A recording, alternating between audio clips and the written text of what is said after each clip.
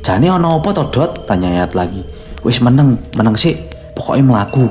Tekan aku mandek mengko. Jawabku. Tak peduli nafasku tersengal-sengal dan jantungku yang semakin berdebar. Aku terus berjalan ke arah jalur yang kuyakini, yang sebenarnya aku sendiri tidak tahu arah yang benar atau tidak. Yang terpenting sekarang adalah menjauh dari gerombolan makhluk tadi. Dot, kesel aku, ucap Yayat. Tahan sih, cepet melaku terus, paksaku. Auman serigala masih sesekali terdengar sampai di telingaku. Suara semak belukar sejak tadi masih jelas juga di telingaku. Apa mereka masih mengejarku? Takut dan bingung campur menyelimuti perasaanku.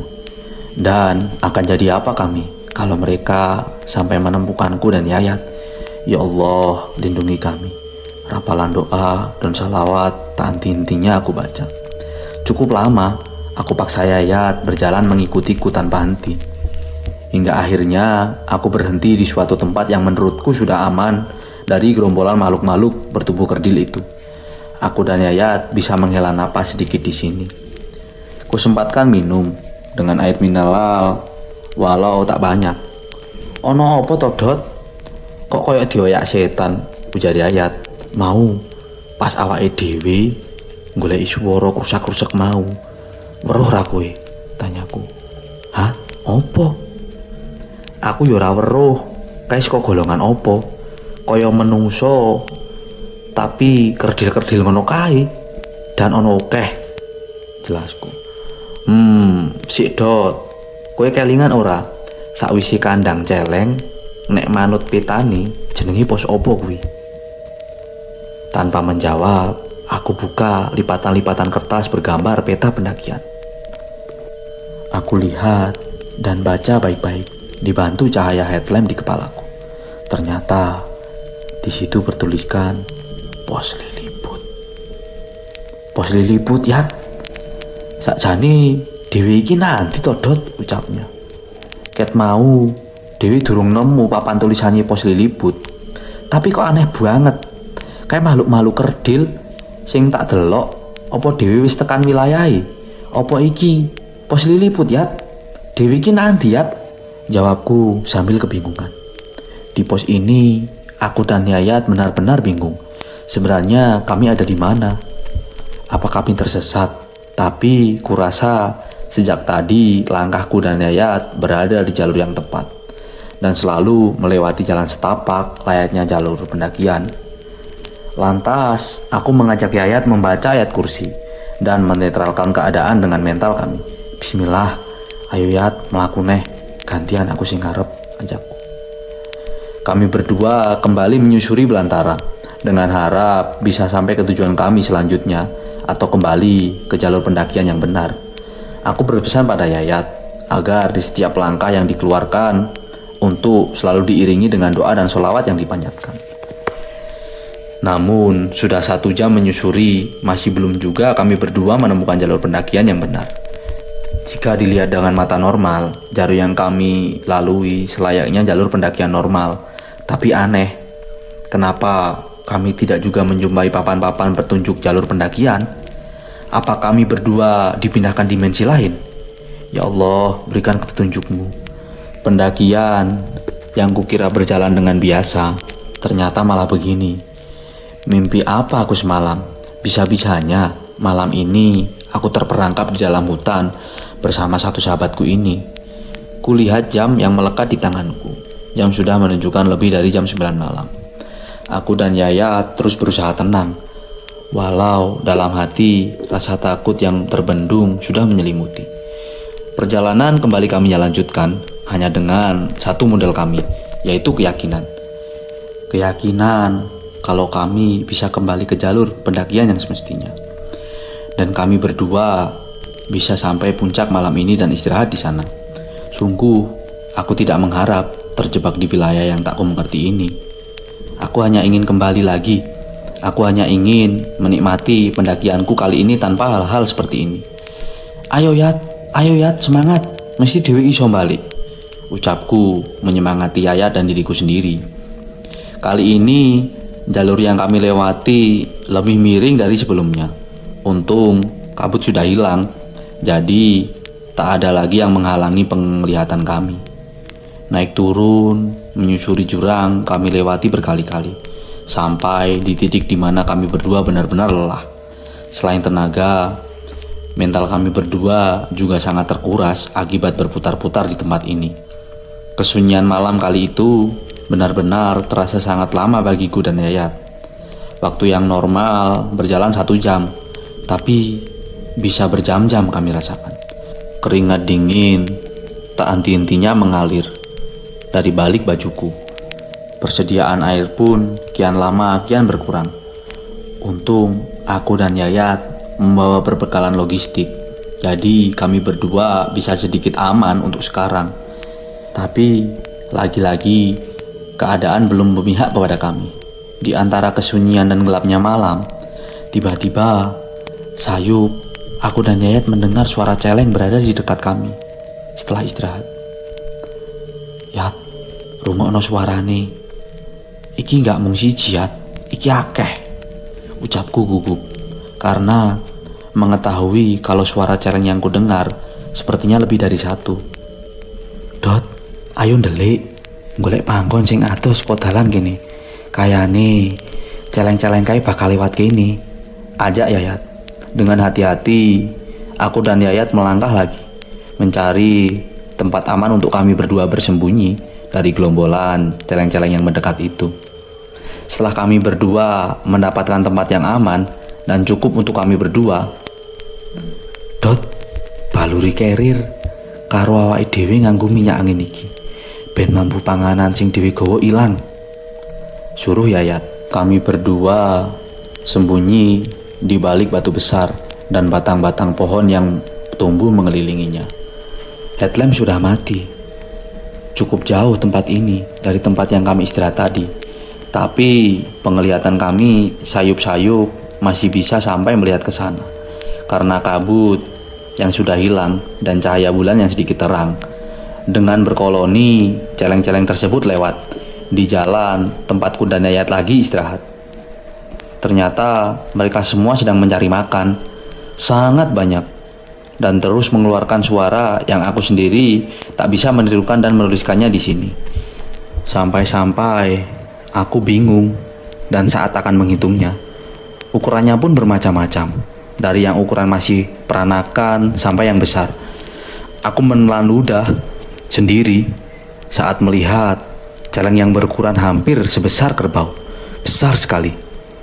Dalam doa, aku selalu meminta agar bisa lekas bebas dari keadaan genting ini. Ingin rasanya aku lekas berlari sekencang mungkin dari sini. Tapi setelah aku perhitungkan baik-baik, pasti langkahku tidak akan ada apa-apanya jika dibandingkan dengan mereka celeng-celeng itu. Lagi-lagi aku dipaksa bertahan di situasi yang sangat sulit ini. Kurasakan pundakku ditepuk oleh Yayat. Ia nampaknya juga heran melihat celeng-celeng berukuran raksasa itu. Tapi ada yang membuat kami heran daripada itu. Bagaimana tidak? Di paling belakang ada makhluk yang awalnya aku pikir adalah manusia, karena bentuk, tubuh dan ukurannya yang tak jauh berbeda denganku dan Yayat. Ia menggunakan pakaian serba hitam dan tertutup kain di kepalanya, sehingga membuatku sulit melihat siapakah gerangan itu. Gelapnya malam benar-benar menyulitkanku dengan Yayat untuk memastikan siapa orang yang berbalut kain yang serba hitam itu. Ku benarkan posisiku, ku cari posisi senyaman mungkin, tapi tetap dengan gerakan yang senyap agar tidak menimbulkan suara yang bisa mengundang celeng-celeng itu dan akan menerkam kami sesukanya. Ku sempatkan lagi melihat Yayat. Ia tampak sangat ketakutan. Keringatnya tampak mengalir di antara headlamp di dahi. "Yat, aku wedi." Tapi keadaan memaksaku diam, supaya keadaan tidak semakin sulit. Mataku kembali mengarah pada sosok makhluk yang belum kuketahui batang hidungnya. Saat itu lama-lama mendekat dengan penglihatanku. Dengan jelas aku bisa melihatnya. Ternyata makhluk yang sempat kukira manusia itu, ya, ia berbadan manusia. Tapi yang tumbuh di atas lehernya bukanlah kepala manusia, Tapi yang tumbuh di atas lehernya adalah kepala celeng. Ya Allah, pemandangan apa lagi ini? Kali ini aku benar-benar ingin sekali berlari dan berteriak sekencang mungkin. Tapi bagaimana jika mereka menangkap kami berdua? Bagaimana jika aku yang dijadikannya sebuah hidangan mereka malam ini? Rapalan doa semakin cepat kupanjatkan. Nafas Yayat ku dengar ngos-ngosan di telingaku. Aku yakin barusan ia juga melihatnya. Sosok yang entah siluman celeng atau apalah itu. Lantas aku memberi kode kepada Yayat agar tetap tenang dan diam sampai apa yang ada di depan mata kami ini hilang. Kusempatkan lagi melihat jam, tapi aneh, jam yang tadi baik-baik saja tiba-tiba mati entah kenapa.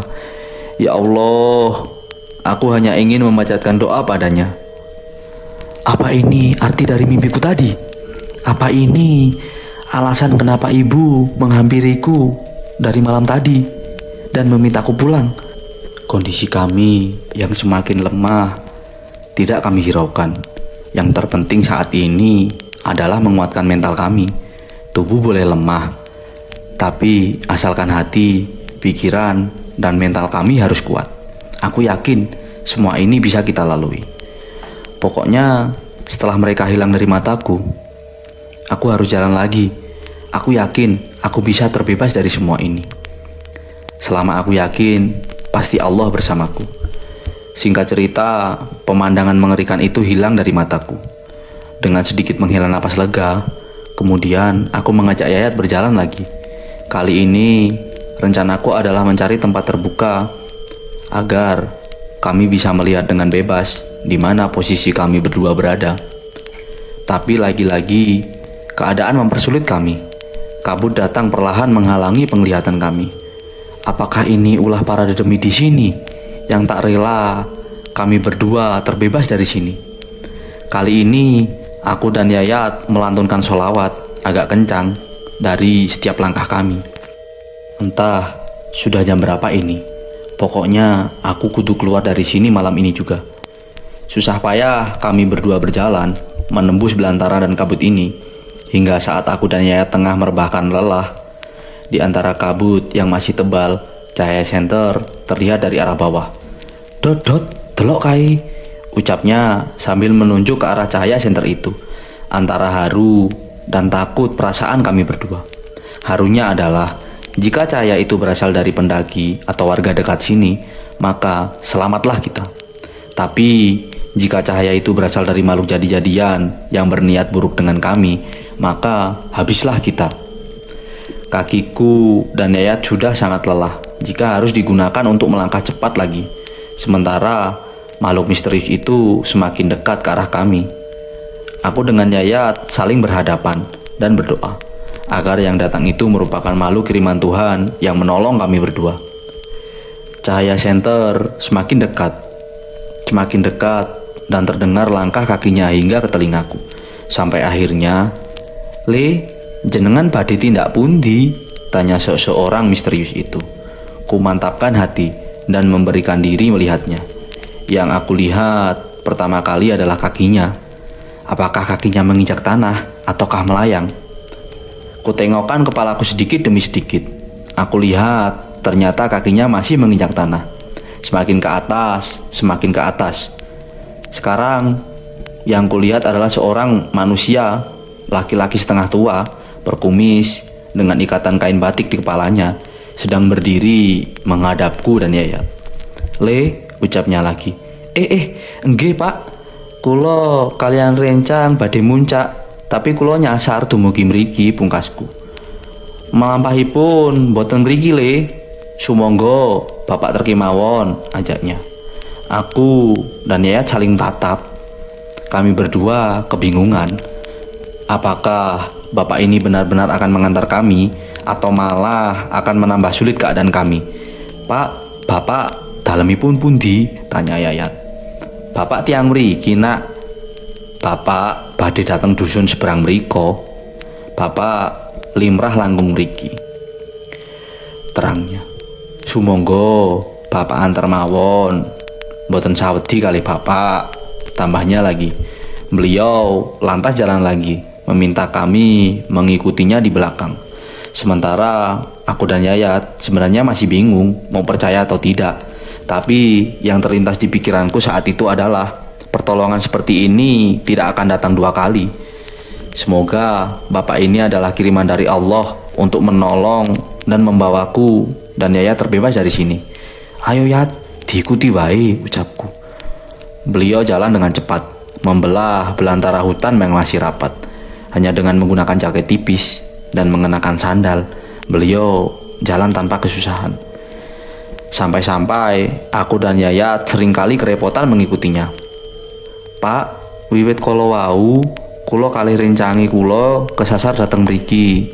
Lajeng awak dhewe manggihipun kathah keanehan wonten mriki. Ucapku memberanikan diri. Menika dalu Jumuah Kliwon le. Demit-demit wonten mriki asring isih menawi wekdal kados menika. Pramila mboten wekdal jenengan atos-atos, ujar beliau. Semakin lama posisi kami keluar dari dalam hutan, berganti dengan sabana yang berada di punggung gunung.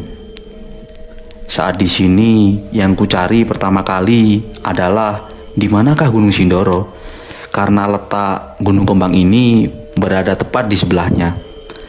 Tapi mataku tidak menemukannya. Aku masih bingung di mana posisiku berdiri sekarang. Aku terus-menerus mengikuti langkah bapak tersebut hingga sampailah kami di puncak gunung bebarengan dengan azan subuh yang berkumandang.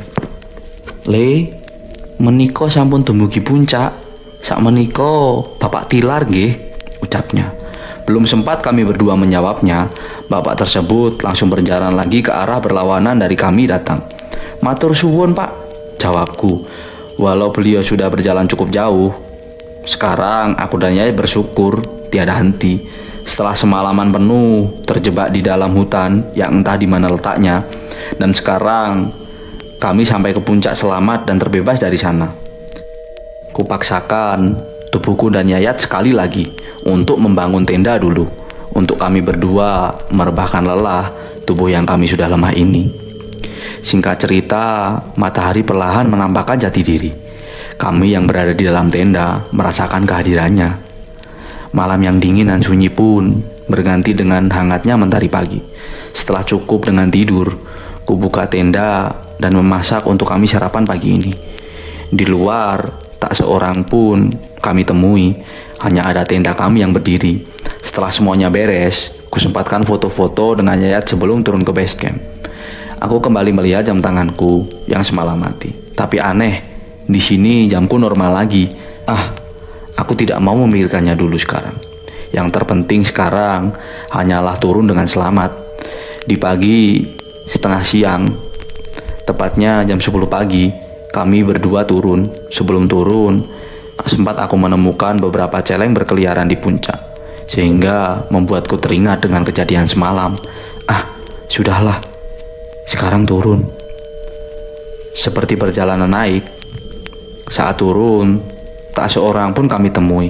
Kami melangkah dengan hati-hati, karena kami tak ingin kejadian semalam terulang lagi. Perjalanan turun, tak kami nemukan rintangan apapun. Yang ada hanyalah turunan-turunan terjal selayaknya gunung-gunung. Singkat cerita, setelah melewati hutan dan perkebunan teh, kami pun sampai ke base camp dengan cepat. Di sini, kami melaporkan semua data dan sampah yang kubawa. Tak satu pun sampahku yang kurang, menandakan bahwa diriku tak membuang sampah waktu di puncak.